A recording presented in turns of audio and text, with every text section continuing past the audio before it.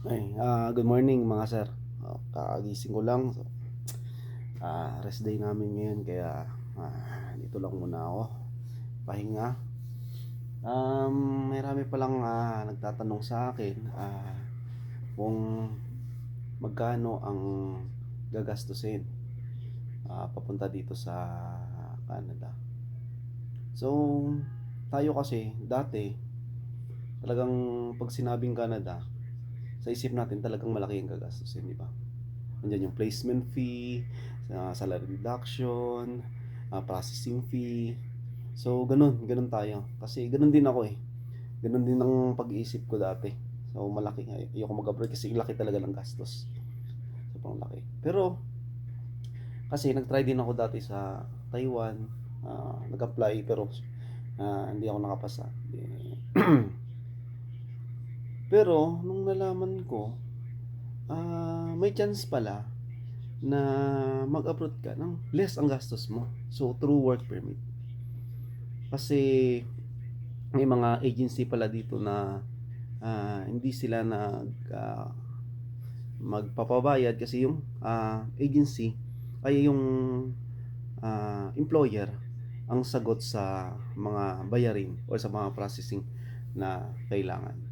So, nung nagpidos kami, so din na alala ko doon na meron pa lang nung 2016, I think 2016 or 2015, parang may kasunduan na yung Pilipinas at saka yung Canada na mag-hire sila ng uh,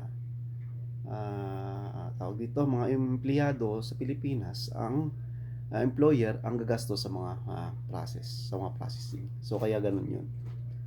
Tapos ang shoulder lang ng employer ay yung medical.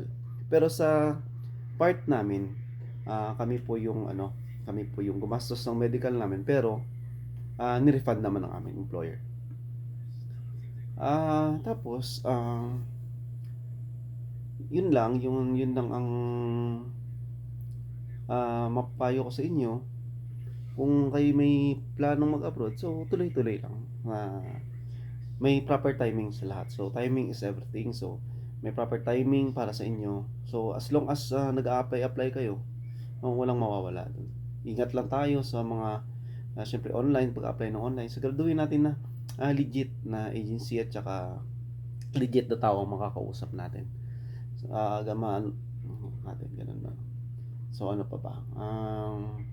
Pero syempre, hindi naman totally na zero gastos, no? So kailangan mo muhunan ka rin sa pagkuha ng NBI, kagastos ka dun. Sa pamasahe mo papunta at pa sa agency. So kung may kailangan permahan dun, so siyempre, may pamasahe ka papunta dun. So may mga gastos din, siyempre, during apply. Hindi naman zero o wala talagang gagastusin.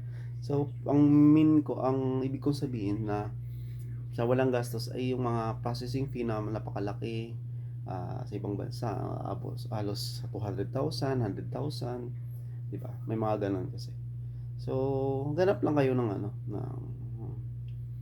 ganung pagkakataon. So, ano naman yan eh, yung buhay naman kasi maraming pagkakataon. So, kailangan mo lang talagang uh, maging open sa mga opportunities. So, pag dumating yung opportunities or pag dumating yung opportunity na yon, dapat ready ka.